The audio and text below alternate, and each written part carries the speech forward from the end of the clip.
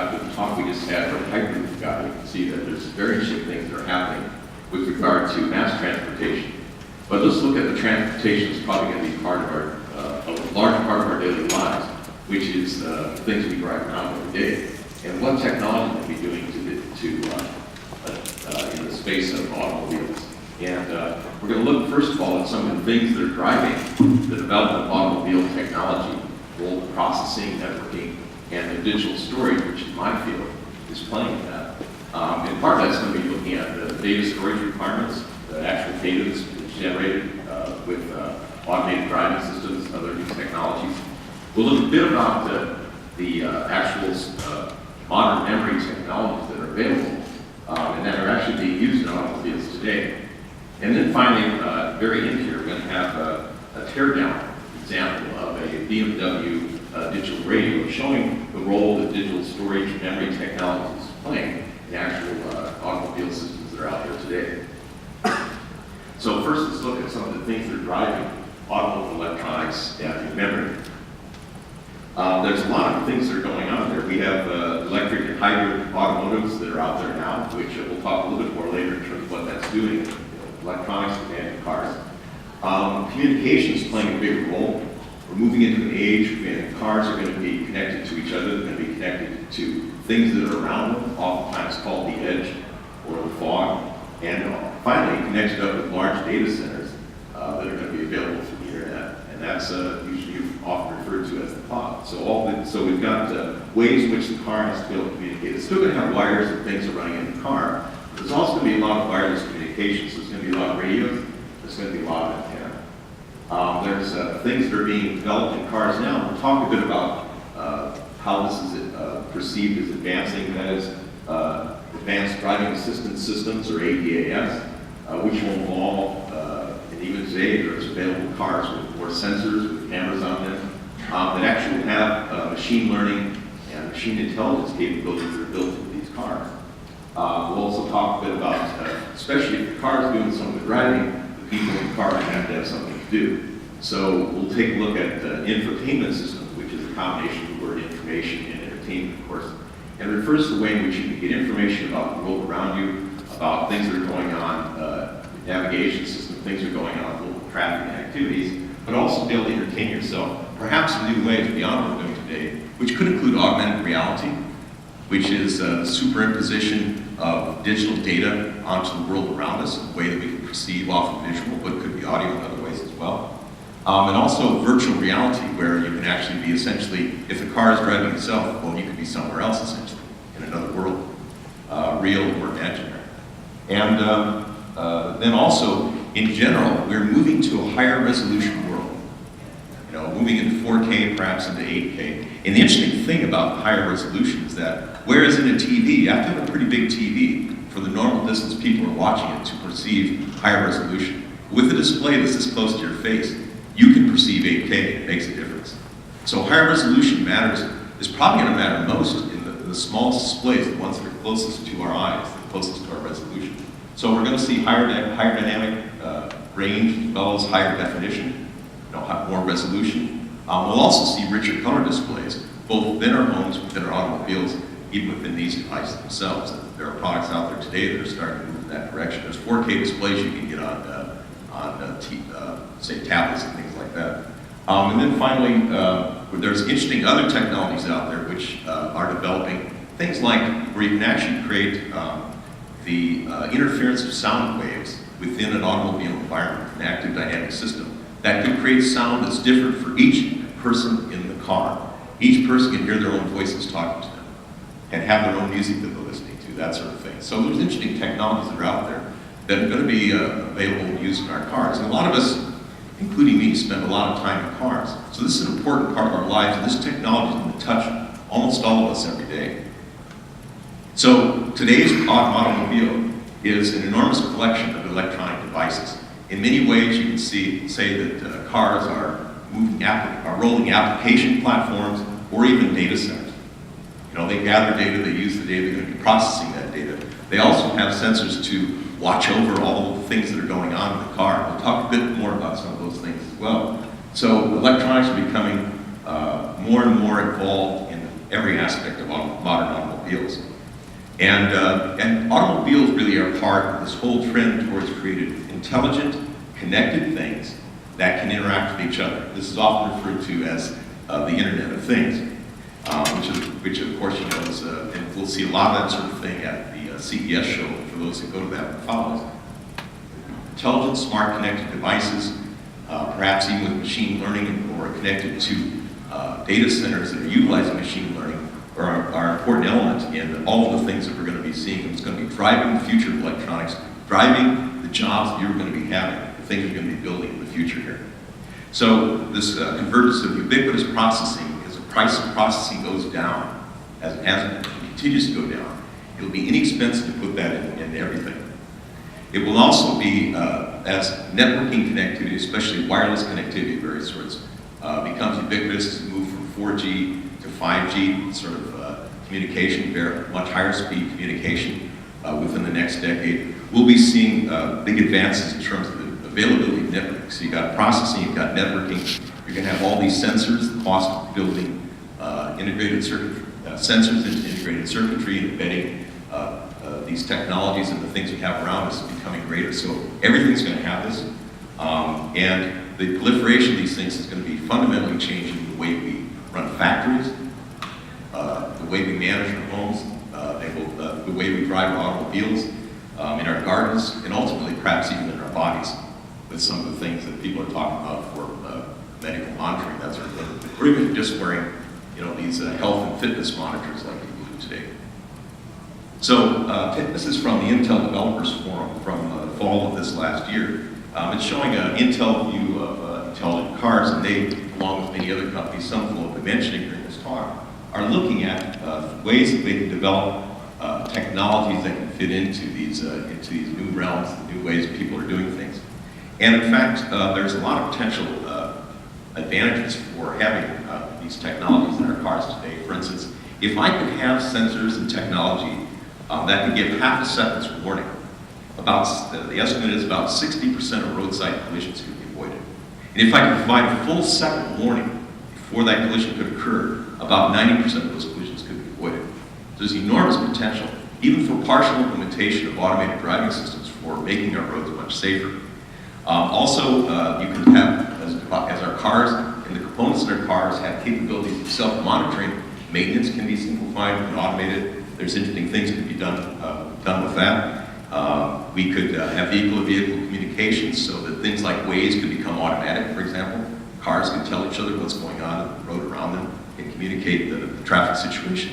And also connect to the local smart city environments, you know, where you have communication networks and tell you what's going on in the area around you, what the road conditions, things are closed, where there may be police and other fire activities going on, places to stay away from.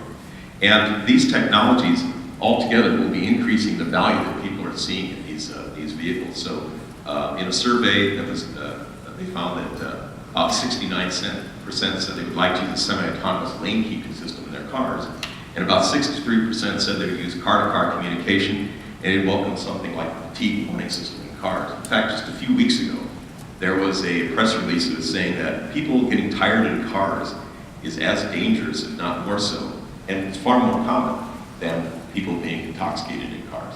So just being tired in your car driving leads to mistakes, leads to collisions and things of that sort. So something can help you to stay awake, or realize when you're tired and help you, give you advice if you need to go take a rest or something could be useful. So all of these things are going to be generating data. And that's a lot of what we're going to be talking about here today. Now, here's the Society of Automobile Engineers, and here's their perception of different levels of autonomous driving. So it's kind of an evolutionary development of driving car capabilities. The first stage is what my Hornet had, which was what they call longitudinal lateral control. Basically, the driver's doing everything. You are the control system.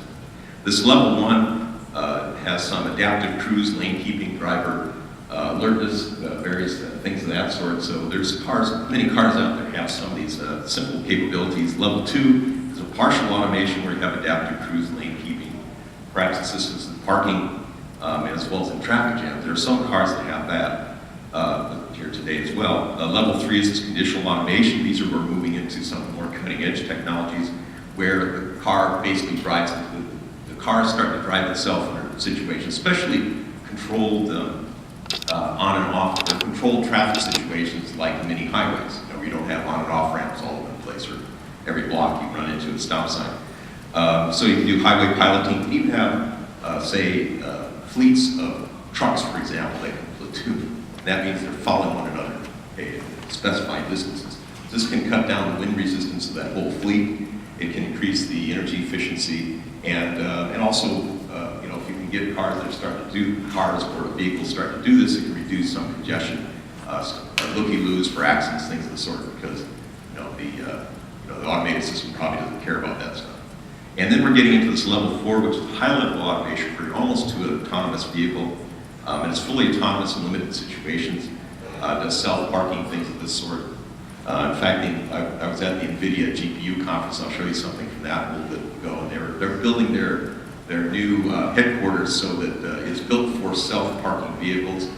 You can have your car let you off at the entrance of the building, and then it'll go and park itself in the parking structure by itself. It's sort of designed it that way. And then finally, this level 5, which is full automation, which is basically everyone's a passenger. And in fact, there's some of these design cars that are out there. If you go to the CES, you may see some of these. There is no steering wheel. You know, you're not expected to drive this thing if we ever get to that point. There's a lot of things that got to happen to make that fully possible. But it's fascinating. We've got the combination of, again, of these technologies, often called the Internet of Things, ubiquitous processing, networking, universal networking, and also the ability to store and utilize information and process that in these advanced software machine learning systems that is making all this possible. So some of the things that these connected vehicle and intelligence services can make possible on the consumer side is, of course, you can have streaming content of various sorts. It could be news, it could be music, weather, etc. You can do your email and social forums. Hopefully you're not texting while you're driving. And you can pay concierge, you can make payments, you can make appointments, things of that sort. You can also get some analysis of your driving. Guided navigation systems can become more sophisticated. In fact, one of the things we'll talk about here, which sort of fits in what we saw for those who were here for the keynote talk yesterday, which is 3D navigation, where you can have real-time, essentially depth views of places you're driving through, as well as just a planar view. Satellite is just a planar view, but you turn that actual three-dimensional navigation system. You can have, of course, recommendation systems, and then you can have things like driver health monitoring. You know, maybe you can tie into your carrier. You have these things, you tie into that, or you're having a heart attack, things of that sort. So the car can get itself off the road, call for help. Roadside assistance, and also geo tracking and theft of weights, things of that sort. There also are real-time alerts. Of course, you're getting communication from the local network around you, things going on, I can tell you that. And then on the commercial side, there's interesting things. You can have preventive maintenance. Parts in the car could be telling you what condition they're in, so you can make sure that they're taken off the road and that's worked on. There's interesting things that are possible here. For instance, usage-based insurance. So pay-as-you-go insurance. In other words, you only pay insurance when you're driving. A whole different way in which you might be able to do insurance, for example. And then various fleet optimization, electronic tolling, things of that sort, which we have to some extent now, but could become even more comprehensive in the future.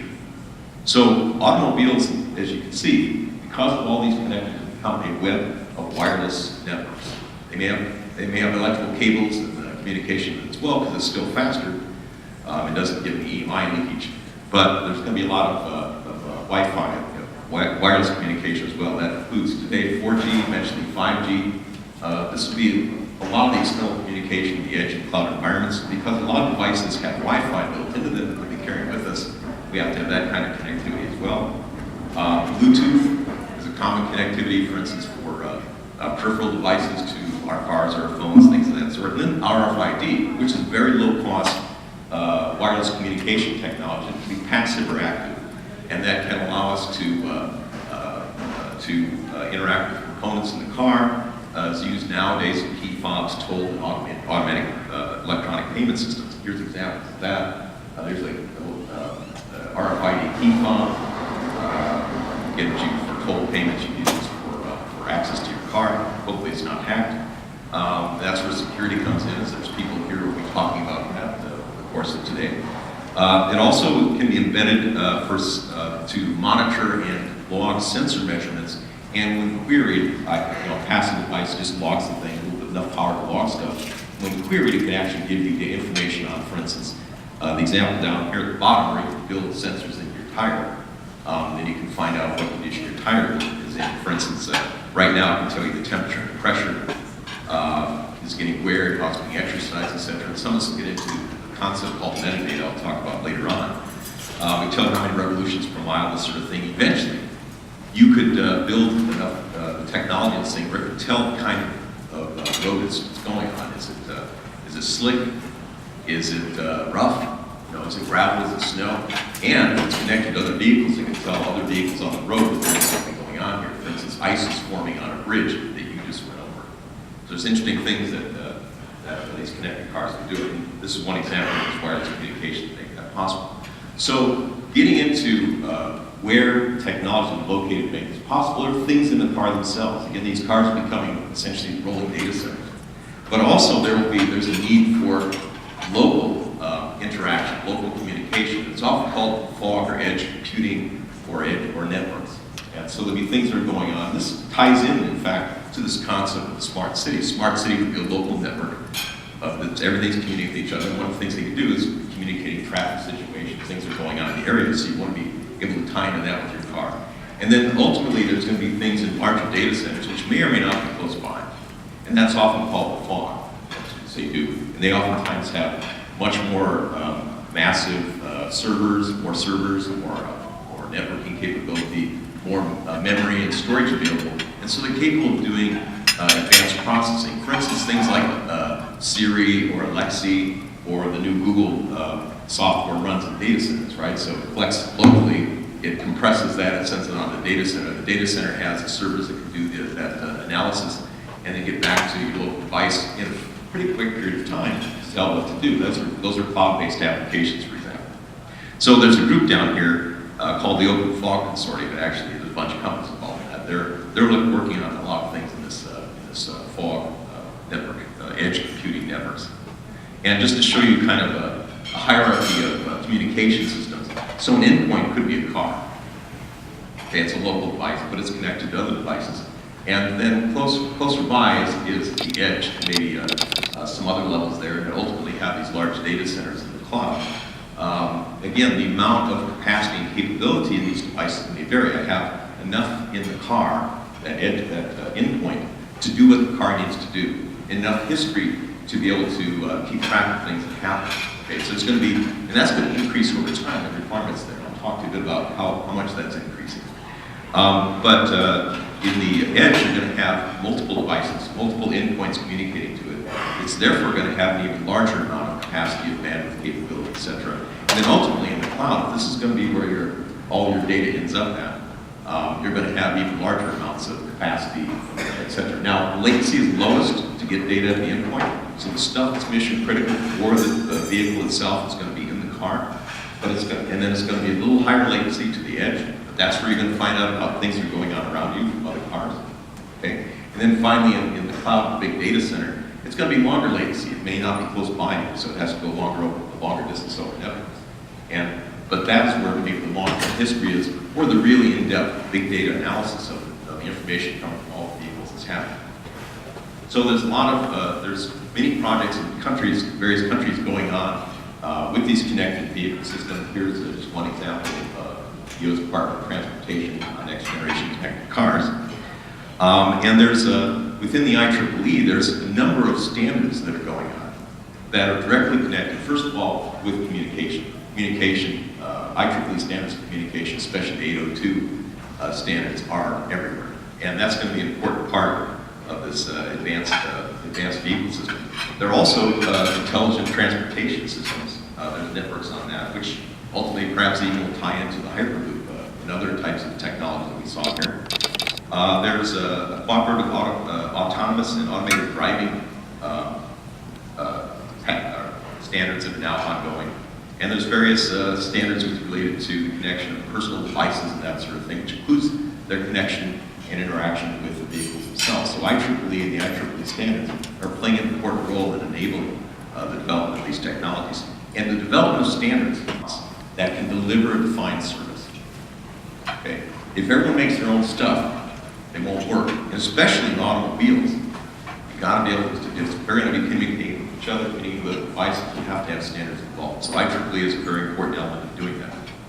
So the automotive industry has requirements that are very different from a lot. It's a consumer device. Cars are consumer devices, but they have requirements that are rather different than many other devices. For instance, these things, your smartphones, maybe last 18 months, 2 years, fairly typical. Cars are expected to last 10 years or longer, like my old Hornet there. I don't have any. But so cars expect to have a fairly long life, and that means that the products that go into those cars that make them function have to be available for an extended period of time. So the parts life, like with larger infrastructure projects, is going to be a lot longer for things that go into cars than with other products. You have to either have a large inventory of stuff you've already made to support that in the future, or you've got to continue to have manufacturing capability for devices. So they have to have a fairly rugged environment that they will live in, with extremes in temperature, humidity, capable to go up to very high altitudes and still be able to operate. And if also security, especially with these connected devices, many of us have heard of people hacking cars and that sort of thing. Security, privacy, the ability to ward off people who should not be getting access is going to be extremely important. So you have to have both the data at rest and the data in motion in order to be able to make these automobiles do what they're supposed to do. We also have to have an instant on boot, okay? And your car should not go blue screen on you, not work at some point, especially when everything is dependent on that. So we have to have very reliable operating systems. We have to have very reliable electronics that will be there when you need them to be there. And again, it has to be able to give you both good sequential random performance and other important characteristics. So there's similarities to other devices, but there also is a much more rugged environment. There's a much longer lifetime expected of these kind of products than many other consumer devices. It's more like buying a dishwasher or a refrigerator, right, versus buying a cell phone or a watch. You're expecting it to last for a long time. So just to show some of the things that are going on, I went to the NVIDIA GPU conference this last year, it was in the spring, and they announced this interesting product here, which was an autonomous race car. So they built, the idea they said is they're going to use for the Formula E racing, they're going to build 20 of these and give them to 10 teams.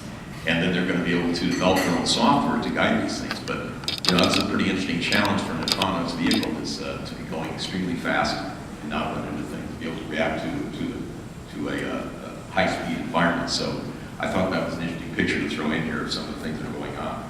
And here's some information on their particular platform. So GPUs are one technology, especially because they're built around a graphical processing unit, built on rendering and on processing graphical information, that may be very useful, especially where you have a number of cameras. Like many of the autonomous vehicle systems have a lot of cameras, a lot of graphical information on it. So this Drive PX sensor fusion system they're talking about can fuse data from 12 cameras, as well as LiDAR, a radar, various ultrasonic sensors to give you a 360-degree environment, and it uses convolutional neural networks, deep neural network learning, and machine intelligence to be able to give you some idea of what's going on around you and to recognize things. For instance, is it something static? Is it moving? Is it likely to be a human being? Is it a dog? Is it a car? Things of that, bicycle, things of that sort. So, and therefore giving the automobile the information it needs in order to be able to make intelligent decisions.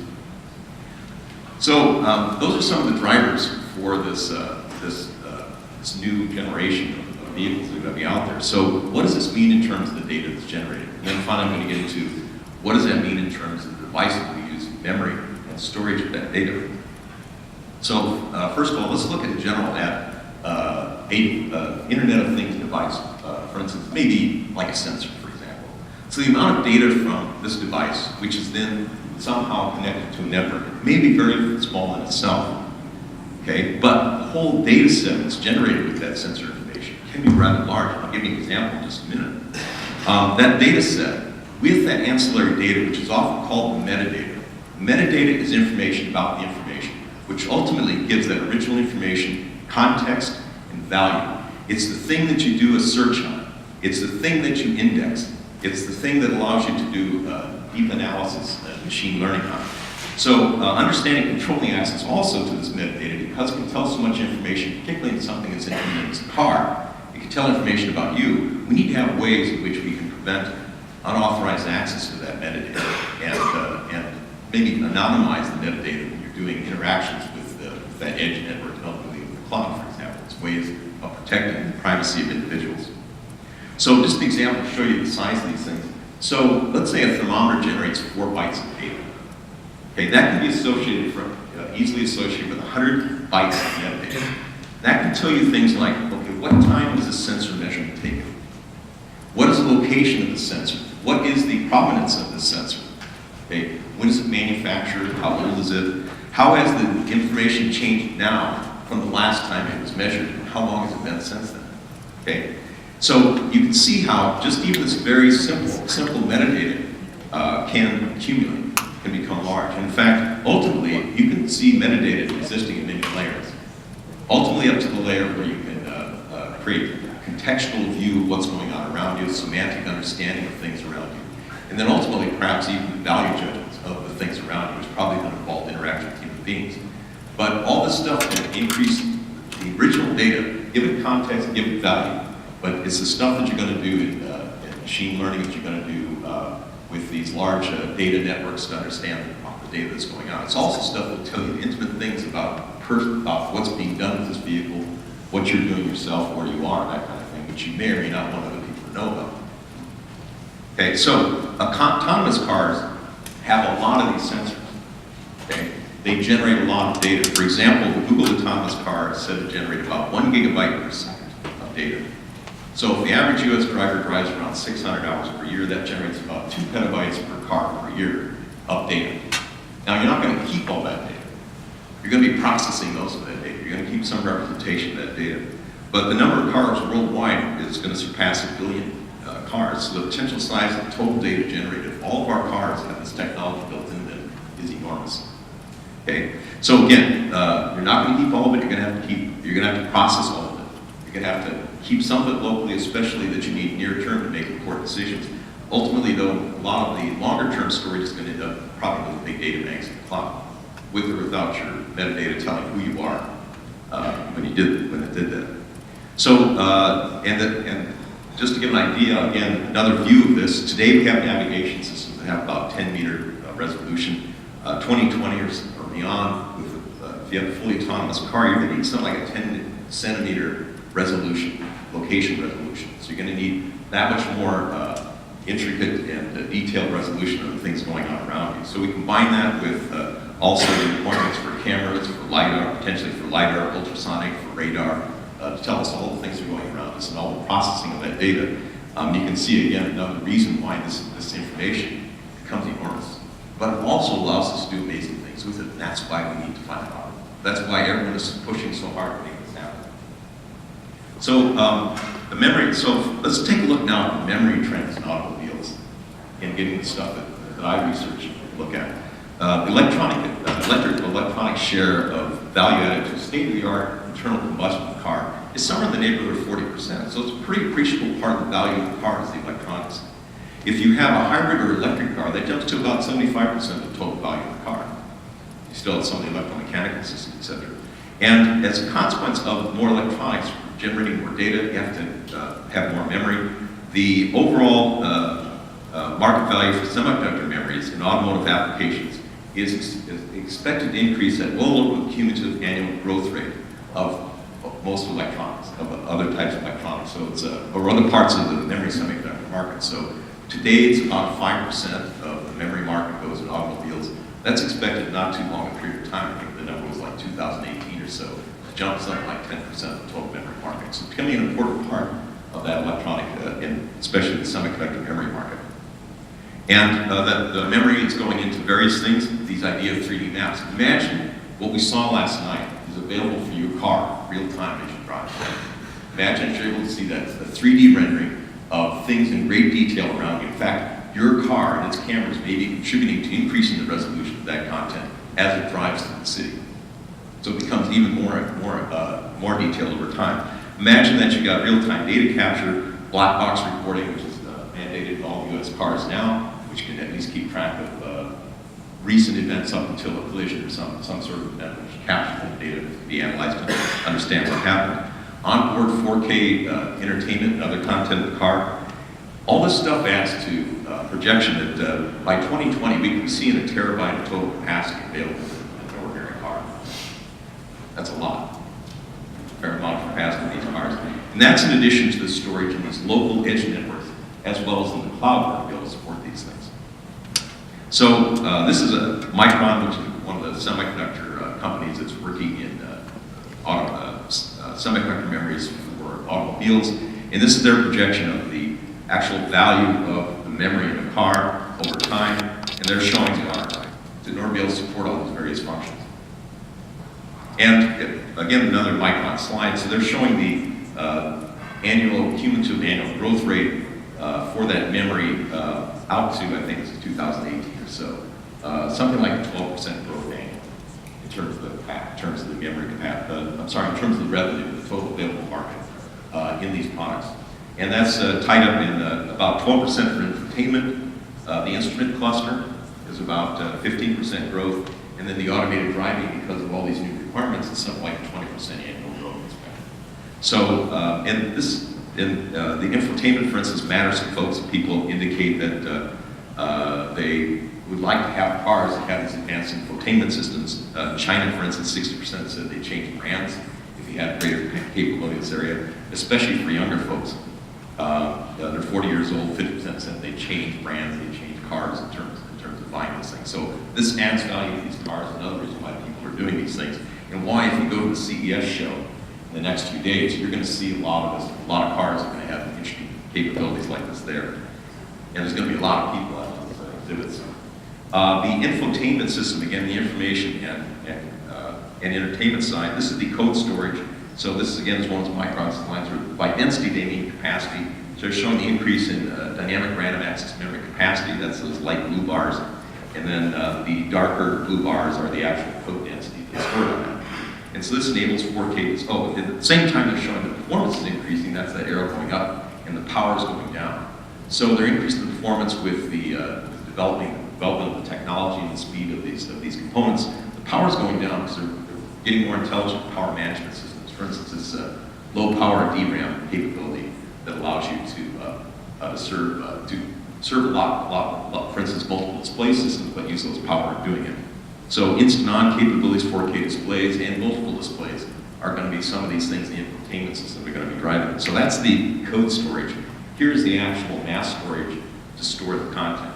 So the projections there, again, when they say density, it's actually capacity here.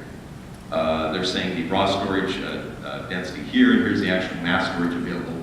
They're showing, for instance, between 2015, the middle one there, and 2018, you see enormous change in the amount of expected mass storage of these devices in order to be able to support the infotainment needs that people might have. And again, it allows us to integrate with our smartphones and other devices, local content. If developing things like 3D maps that we use could have that increased requirements, and then for streaming content, you have local memory to buffer that up. You have problems with communication, etc. So these are some of the things that are going on. Expectations on, first of all, the drivers for automobiles, memory, the actual data generated. Let's take a look at the modern storage and memory technologies, and then go into how they're being used, either singly or in multiples together inside of automobile environments. So first, here's a chart that shows something called touch rate, which is the amount of different times that you can touch all the information on the device. Let's say you're writing or you're reading on the device. How often you can do that over a period of time. So in this case, we're talking about this vertical axis, the log axis. It's how many times on a device, a storage device, memory device, I can touch all that data over a year's time. Okay. And so I have more accessibility to the data as I go here. Now this work actually is, there's a fellow named Steve Hetzler, who's a fellow at IBM. He and I wrote a white paper at the end of the year before last, talking about these particular charts here. And this thing here is the response time. Okay, and that's from when I initiate a command to when that command is completed, the device is ready to do another command. What does that look like? So as I go from again, this is a log scale, as I go from left to right here, it's getting faster. So I get higher performance moving from left to right. I get more accessibility to the data on the device, moving from lower to upper, okay? So we can then characterize different sorts of operating environments. A high input-output per second environment is in the upper right-hand corner. So that would be like, the actual memory bus, the actual memory, the L memories and that sort of thing, caches on the computer would be these really high-speed memory buses, or SRAM, things of that sort.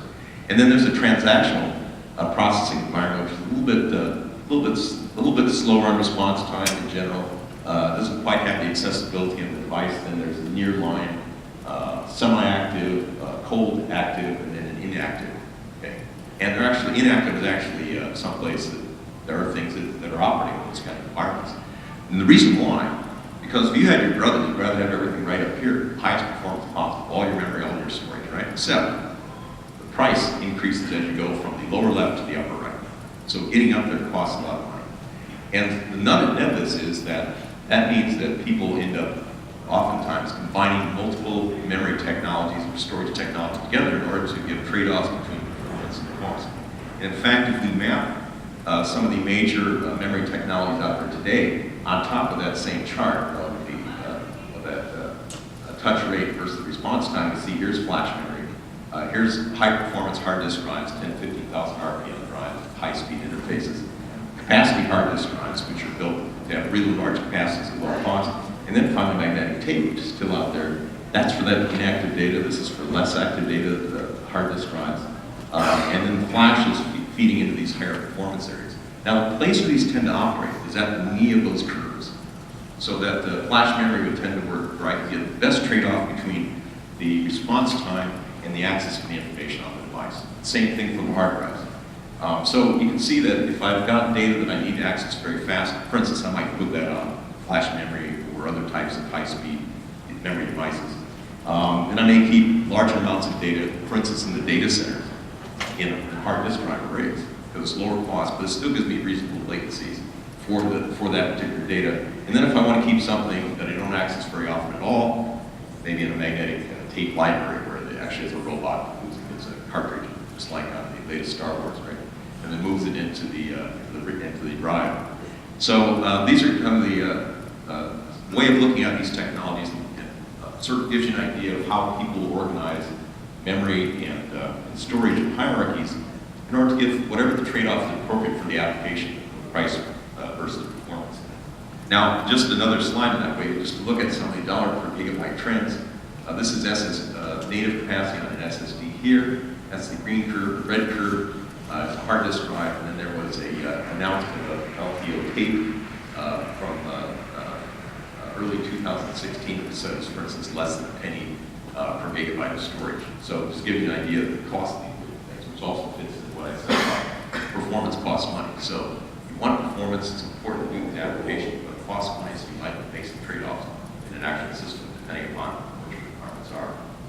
Now, the automotive code and data storage, there's various sorts of solid-state memory that are being used. It's a lot of memory, all the memory used in these things is solid-state. And we'll talk about conventional technologies, but also emergent technologies in just a minute, solid-state storage. So various connectivity, there's NAND, NAND, DRAM used, infotainment may use hard disk drives, and I'll show you this teardown example of that radio that actually has hard disk drives in it.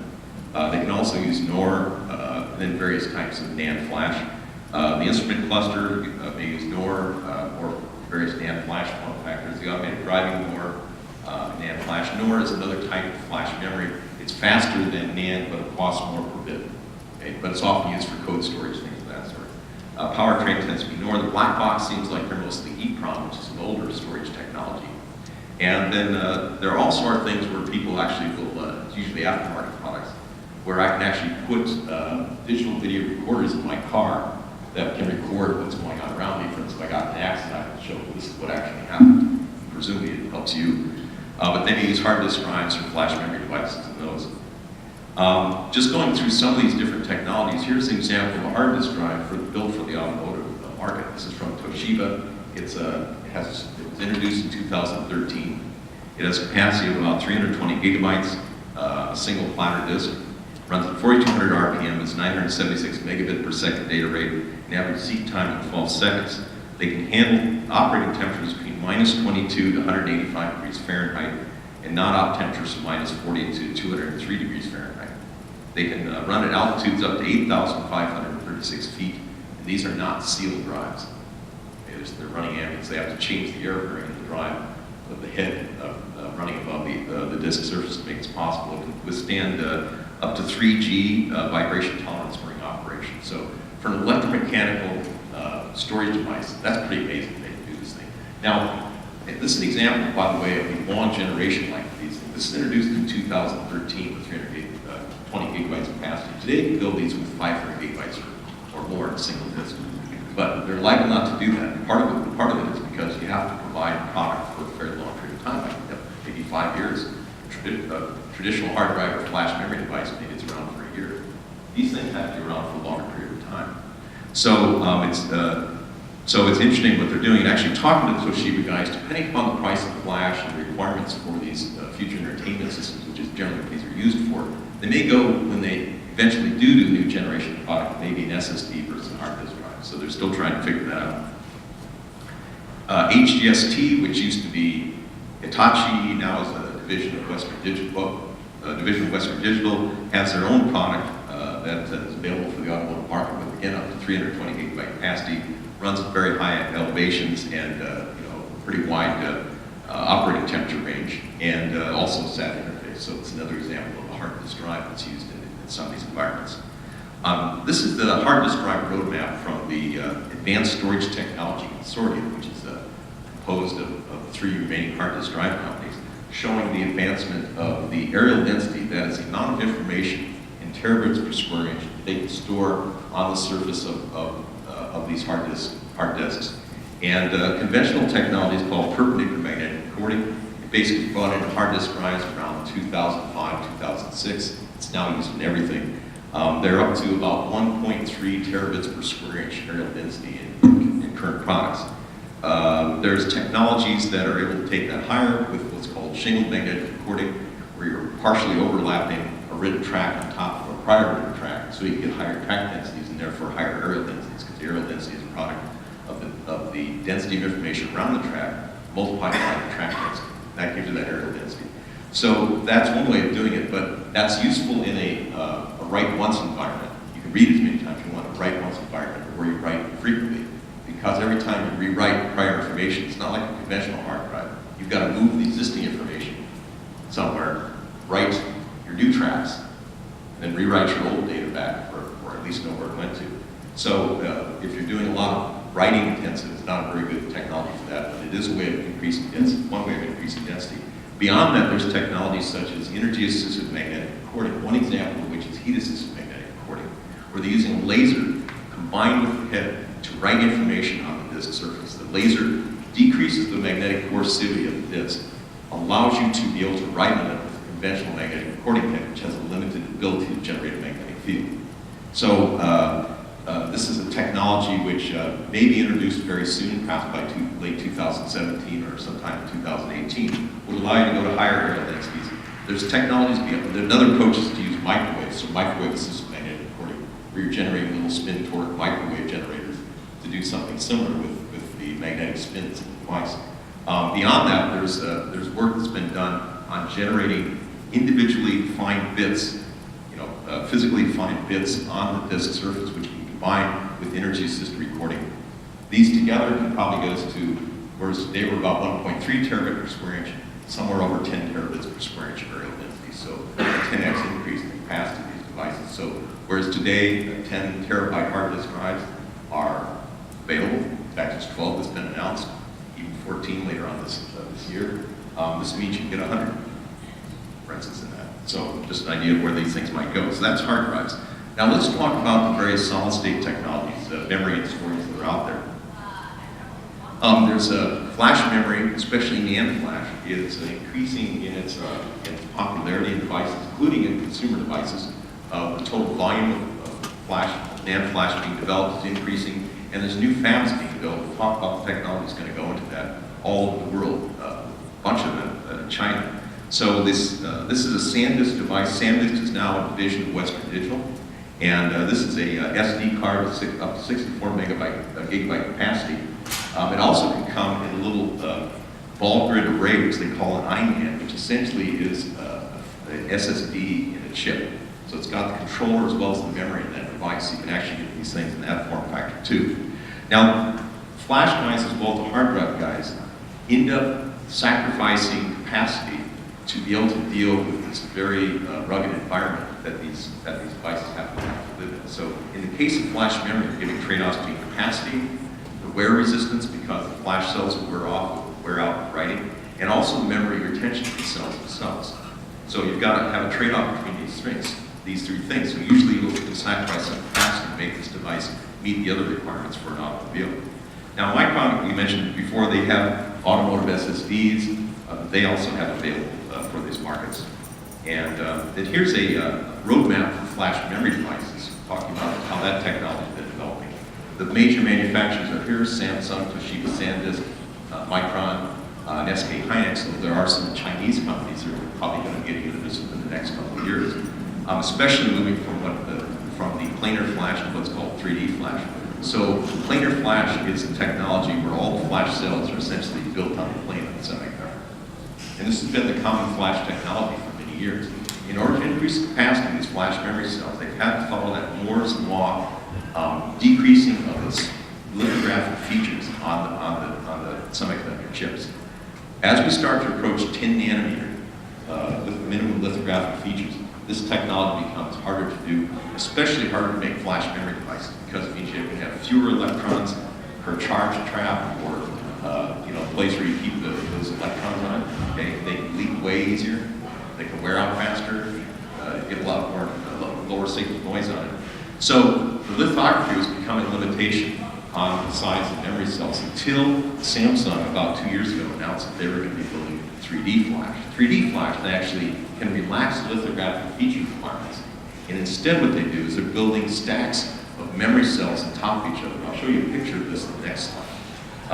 So they introduced their first generation product